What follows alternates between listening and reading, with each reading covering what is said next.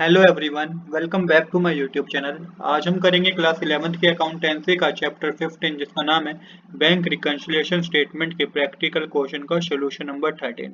Question number 13 हमारा belong करेगा जब हमें डेबिट बैलेंस गिवन होगा पासबुक का। अब जब आपको क्वेश्चन में डेबिट बैलेंस गिवन होगा पासबुक का तो क्या लॉजिक आपको लगाना है, इसको समझिए।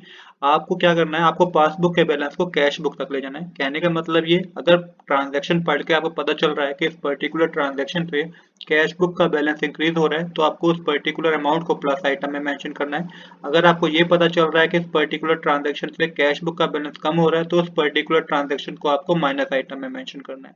चलिए अब बिना देरी के शुरू करते हैं अपने क्वेश्चन नंबर 13 को। क्वेश्चन नंबर 13 में हमें क्या क्या रखा है, prepare a bank reconciliation statement from the following particulars. On 31 December 2014 I had an overdraft of rupees 750 as shown by my passbook। तो यहाँ पे ओवरड्राफ्ट बैलेंस गिवन है आपको पासबुक का 750, मतलब कि ये डेबिट बैलेंस गिवन है। ओवरड्राफ्ट मतलब क्या होता है पासबुक का, वो डेबिट बैलेंस गिवन होता है। अब इसी की हेल्प लेके आपको बाकी सारी ट्रांजैक्शन को अपने बैंक रिकंसिलिएशन स्टेटमेंट पे दिखाना होगा। किस तरीके से करेंगे ये हम आज इस सॉल्यूशन में समझेंगे। तो सबसे पहले फॉर्मेट समझ लीजिए। ये फॉर्मेट होता है, आपको लिखना होगा बैंक रिकंसिलिएशन स्टेटमेंट कौन से महीने की बना रहे हैं आप, 31 दिसंबर 2014 ईयर की बना रहे हैं। यहाँ पे इसका फॉर्मेट होता है serial number, particulars, plus item और माइनस आइटम पर क्या बनाते हैं। तो सबसे पहले हमें गिवन है on 31 December 2014 I had an overdraft of rupees 750 as shown by passbook. तो देखिए ये ओवरड्राफ्ट बैलेंस गिवन है, मतलब कि ये आपको डेबिट बैलेंस गिवन है पासबुक का, इसको आपको माइनस आइटम में मेंशन करना है 750 रुपीज।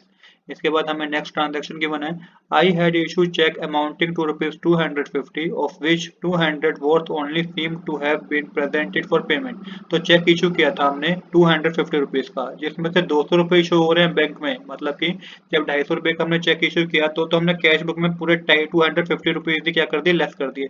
बट बैंक में तो खाली 200 रुपए ही ये शो हो रहा है कि 200 रुपए ही बैंक से निकले हैं। तो यहाँ पे क्या होगा कि आपके पासबुक का बैलेंस ज्यादा शो करेगा और कैश बुक का बैलेंस कम शो करेगा। तो इसमें पासबुक के बैलेंस को कैश बुक तक ले जाना होगा। तो आपको क्या करना होगा, जो डिफरेंस है 50 रुपीज का उसे माइनस आइटम में दिखाना होगा। तो यहाँ पे फर्स्ट पॉइंट लिख के मेंशन कीजिए, check issued but not presented for payment, और 50 रुपीज को आप माइनस आइटम में शो कीजिएगा। इसके बाद हमें नेक्स्ट ट्रांजेक्शन गिवन है, cheque amounted to rupees 100 had been paid in by me on 30 December but of this only 75 were credited in the passbook। तो क्या कि चेक अमाउंटेड है 100 रुपीज का, मतलब कि चेक पे किया है, चेक डिपॉजिट कराया बैंक में 100 रुपीज का, पर बैंक में तो 75 ही शो कर रहा है कि 75 ही क्रेडिट हुआ है। तो यहाँ पे क्या हुआ, जब हमने कैश डिपॉजिट कराया बैंक में तो उस समय हमने कैश बुक का बैलेंस इंक्रीज कर दिया, पर पासबुक में तो सिर्फ 75 रुपीज से इंक्रीज हुआ है। तो इसका मतलब ये हुआ कि कैश बुक का बैलेंस ज्यादा इंक्रीज हुआ है और पासबुक का बैलेंस कम है। तो आपको पासबुक के बैलेंस को कैश बुक तक ले जाना है। तो डिफरेंस जो 25 रुपीज है वो आपको क्या करना होगा, डिफरेंस 25 रुपीज को आपको प्लस करना होगा। तो यहाँ पे मेंशन कीजिएगा, यहाँ पे आपको लिखना है cheque deposit but not credited, और 25 को प्लस आइटम में मेंशन कीजिएगा। इसके बाद नेक्स्ट ट्रांजेक्शन में आ रही, I also find that a cheque of 10 rupees which I had debited to the bank account in my books has been omitted to be bank. तो 10 रुपीज से एक चेक था जिसको हमने अपने कैश बुक में तो डेबिट साइड मेंशन कर दिया, हमने अपने बैंक कॉलम को इंक्रीज कर दिया, पर हमने बैंक में जमा कराना तो भूल ही गए हम। तो इससे क्या हुआ, कैश बुक का बैलेंस बढ़ गया पर पासबुक का बैलेंस कम ही है।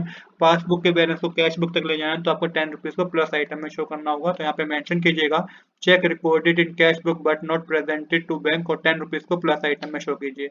इसके बाद नेक्स्ट हमें गिवन है, there is a debit of 25 rupees in my passbook for interest. तो देयर इज डेबिट हुआ है, मतलब कि पासबुक में एक अमाउंट शो कर रहा है 25 रुपीज का, जो डेबिट हुआ है मतलब कि वो पैसा कम हुआ है अकाउंट में से।